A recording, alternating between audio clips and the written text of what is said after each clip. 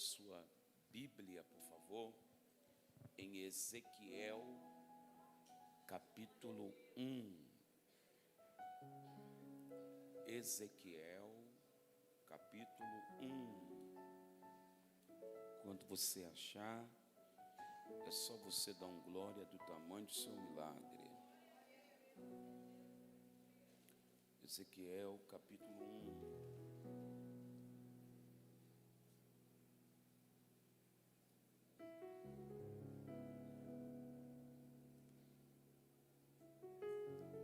Quem achou, diga: eu sou crente. Ezequiel, capítulo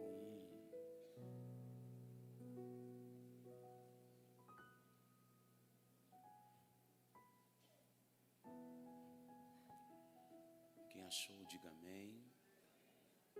Ezequiel, capítulo 1. Vocês estão bem? Digam amém.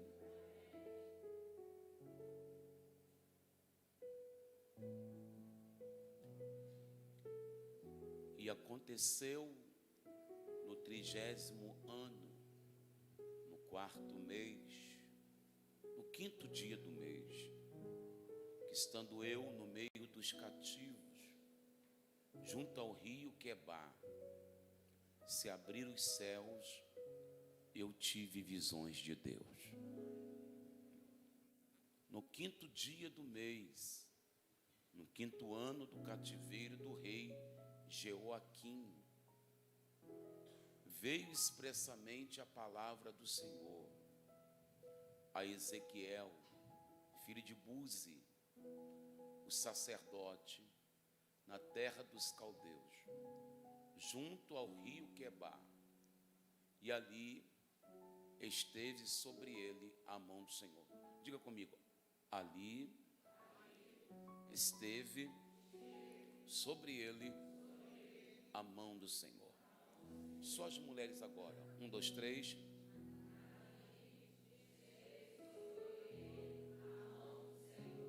Só os homens agora. Só os homens. 1, 2, 3.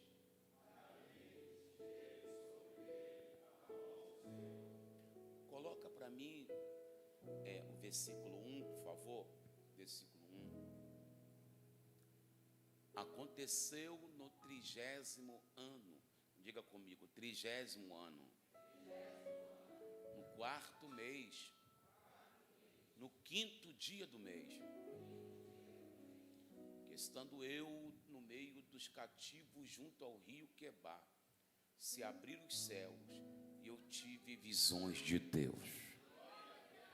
Guarde isso aqui, por favor. E aconteceu no 30º ano. Diga comigo: no 4º mês, no 5º dia do mês. Eu leio e você repete. E aconteceu no 30º ano, no 4º mês, no 5º dia do mês. Toda a igreja.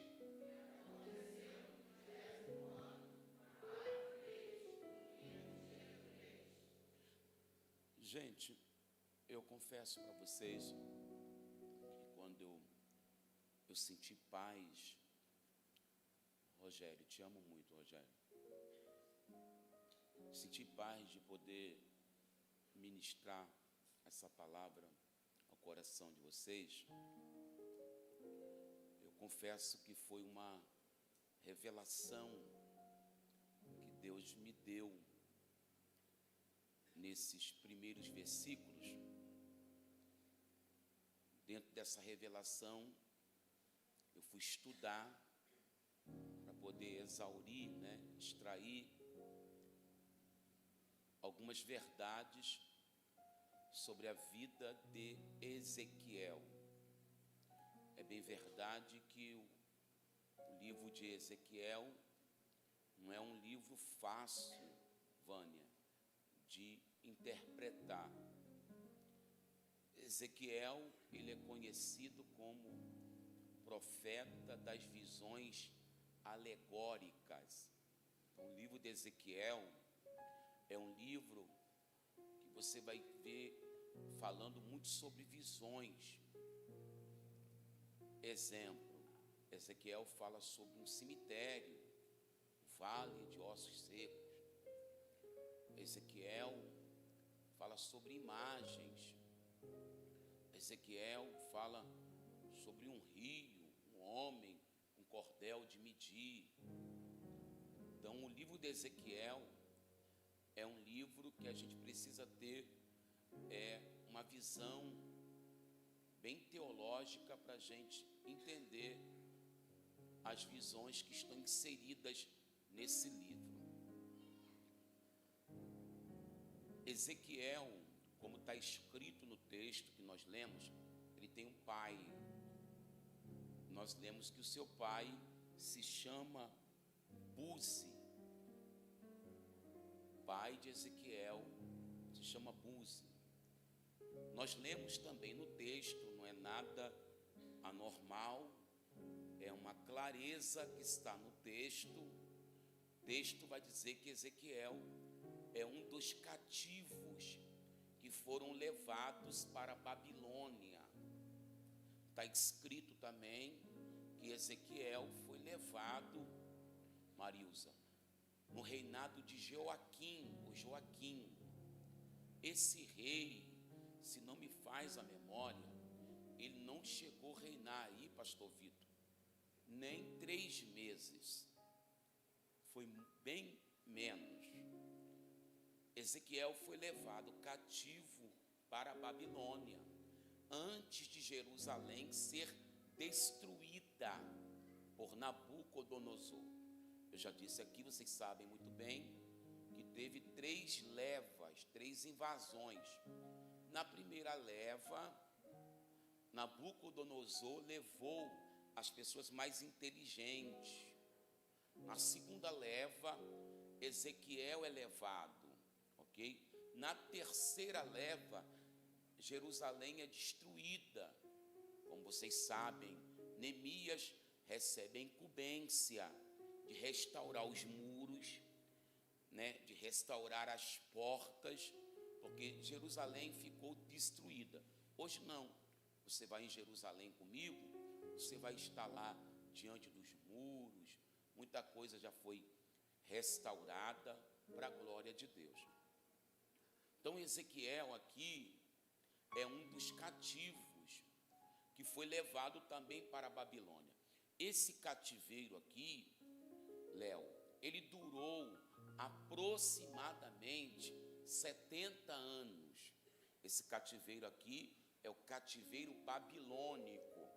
Não tem nada a ver com o cativeiro, William, que Israel viveu lá na época do faraó, que Moisés foi responsável em tirar o povo do cativeiro. Aquele cativeiro foi o cativeiro que durou 430 anos. Esse aqui é o cativeiro babilônico. Jerusalém foi destruída, foi sitiada, foi queimada. Ezequiel aqui, irmão, está exilado, está num cativeiro, não está sozinho. Vale a pena entender isso aqui. Ezequiel não está só, ok? Ezequiel está com mais pessoas. O que me chamou a atenção essa madrugada é essa expressão aqui, no 4º mês, que estando eu. Então aqui, pastor Vilton, que é um teólogo, a gente já compreende, já deixa claro que a pessoa principal que escreveu esse livro é o próprio Ezequiel, ok? Olha lá, ó. Estando eu. Então está claro que quem escreveu esse livro foi o próprio Ezequiel. Mesmo ele estando cativo, Geisa, mesmo ele estando num ambiente desfavorável. Eu não estou dizendo aqui, senhores e senhoras, que Ezequiel está numa casa de praia. Eu não estou dizendo aqui que Ezequiel está acampado num lugar com sombra, com mar, com verde. Ele está aqui no exílio. Ele está aqui vivendo uma situação complicada. Mas diz a palavra que o Senhor aqui aparece para Ezequiel. Se você analisar, eu não quis nem ler todos os versículos, porque aí eu teria que explicar com mais detalhes ainda, porque esse primeiro capítulo é um capítulo de muitas visões. Você vai ver aqui que aparece a visão de um homem, de um touro, de uma ovelha. Vai aparecer aqui a visão de uma águia, rodas pegando fogo, ok? Tudo isso aqui desse capítulo é a manifestação da glória de Deus. Porque Deus, irmão, tem as suas formas de se manifestar. E a Bíblia, gente, é uma fonte. Quanto mais você bebe, mais ela te dá. Tem pessoas que dizem que a palavra de Deus se renova, mas a palavra de Deus não se renova. A palavra de Deus é renovo, ok? Então, você vai ver aqui, dentro desse livro, que Ezequiel, talvez você não tenha ouvido isso, é comparado com o próprio Cristo. Por quê? Porque examinando o livro do Ezequiel, você vai ver que Ezequiel é conhecido como filho do homem. Você está aqui ainda? Diga amém. A expressão filho do homem aparece 90 vezes, ou seja, 100 vezes no Antigo Testamento. Só 90 vezes aparece no livro de Ezequiel, ok? Eu até anotei isso aqui, eu fui procurar aqui o significado. A palavra filho do homem no hebraico é Ben Adão, que significa filho do Adão, o filho do homem. E Cristo, nos evangelhos e no Apocalipse, Marcela, ele é comparado com o filho do homem. Mas por que, senhores e senhoras, Cristo, no Novo Testamento, nos evangelhos e no Apocalipse, ele é comparado como filho do homem? Isso descreve a sua natureza humana, porque Cristo, quando veio na terra, ele não veio só como Deus, ele veio como eu e você. Ele nasceu numa manjedoura, ele passou por uma carpintaria, ok? Ele sofreu fome, sede, dor. Ele disse em João 16, verso 33, eu tenho vos dito, para que em mim vocês tenham paz. Nesse mundo vocês vão ter aflição, mas tenham bom ânimo. Eu venci. Eu venci.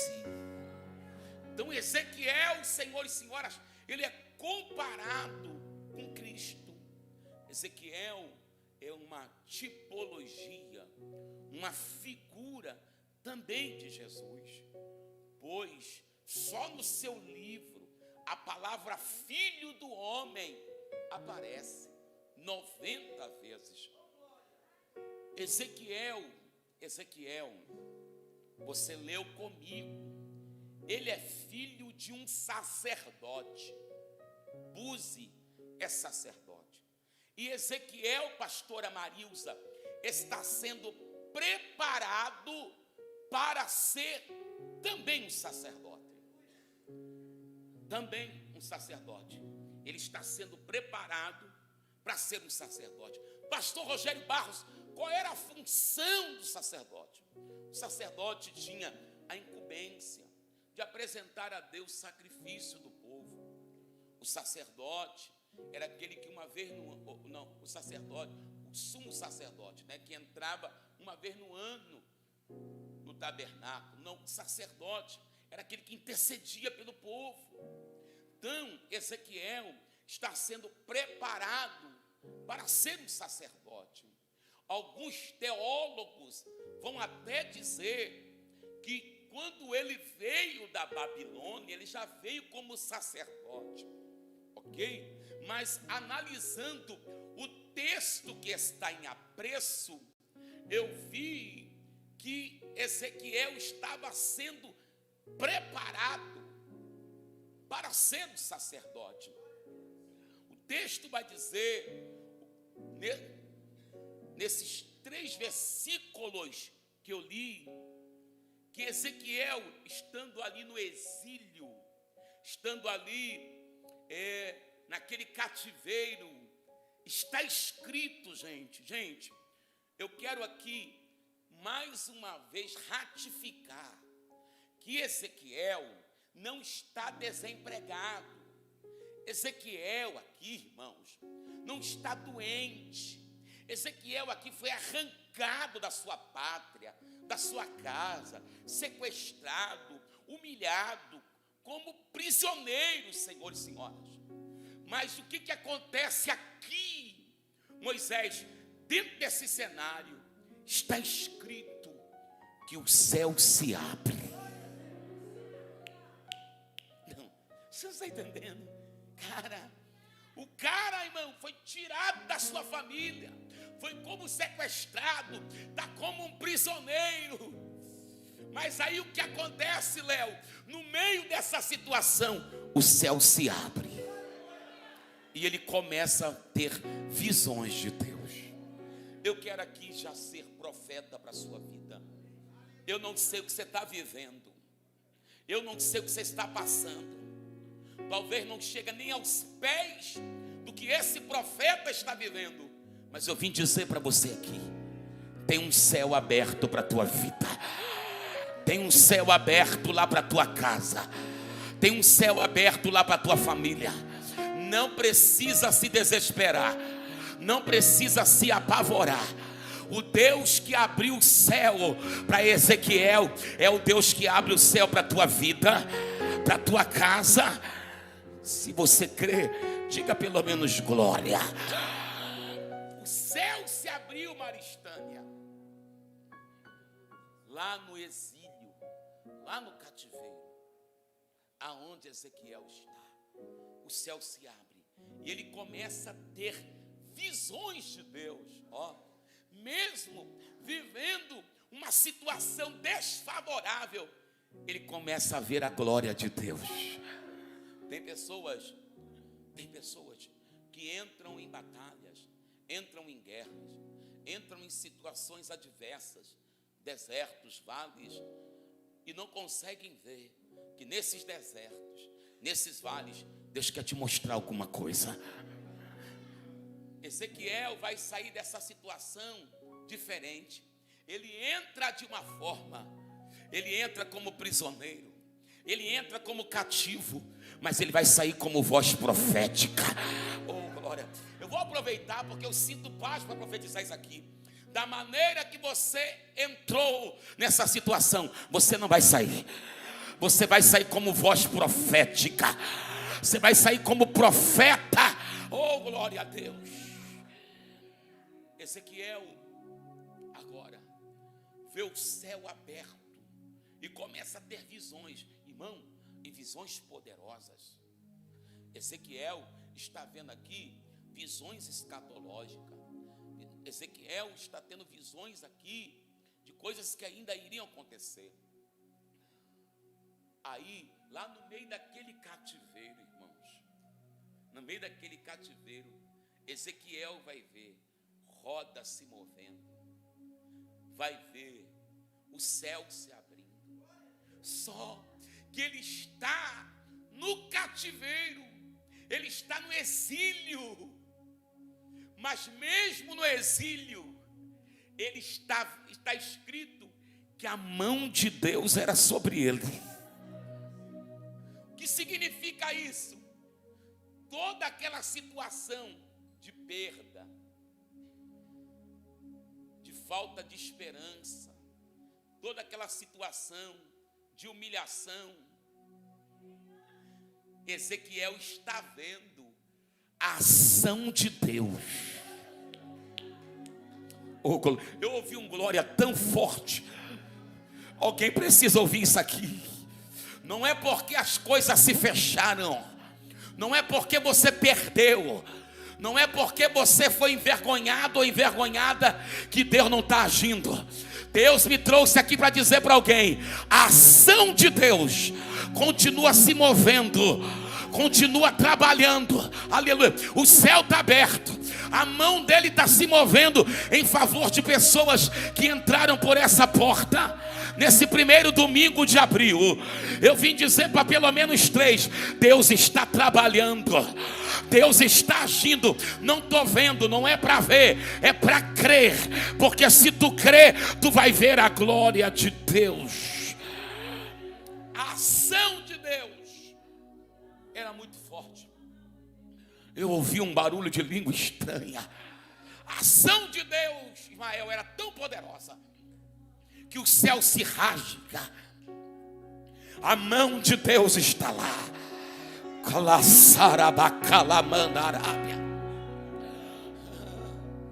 Sabe o que Deus está dizendo, Ezequiel? Tu está no exílio, tu está cercado, Ezequiel, mas tu não está desamparado, rapaz. O céu está aberto, a minha mão está agindo, a minha mão está trabalhando. Eu vim dizer para pelo menos 3 aqui: o fato de as coisas não estar andando do jeito que você quer, não significa que Deus não está agindo. O fato de não estar acontecendo o que você quer, não significa que a ação de Deus não está trabalhando. Oh, glória! Aleluia! Você está aqui ainda? Diga amém. Você está aqui ainda? Diga glória. Olha, que coisa incrível, que coisa tremenda. Escuta isso aqui. Ezequiel, gente, Ezequiel estava se preparando para ser um sacerdote. Mas agora, se vocês analisaram o texto, esse texto narra a chamada do Ezequiel. Só que Deus está dizendo: tu quer ser um sacerdote, mas eu preciso de um profeta. Tu está se preparando para ser sacerdote, né? Mas eu estou precisando de um profeta. Eu acho que Deus só me trouxe aqui essa manhã para dizer para alguém que os planos dele são invencíveis. O que Deus projetou para a tua vida, agora você, boca de Deus, não vai ter demônio, não vai ter macumba, não vai ter barreira, não vai ter inveja.